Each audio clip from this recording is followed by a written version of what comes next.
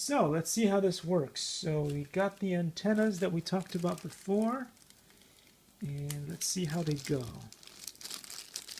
How do the doodly doodles go on here? These things are pretty tiny.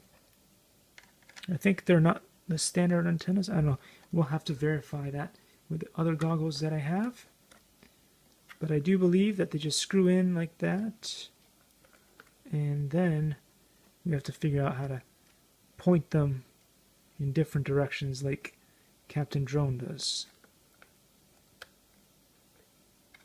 Alright. Not bad, not bad. So then we'll put on the strap in the next video and we'll see what that looks like. But in the meantime, let's see the controller. The controller looks cool. Oh, there's some kind of a... It's not what I'm used to. Oh, whoa, it's twisted the other way. So this is the throttle. Likey.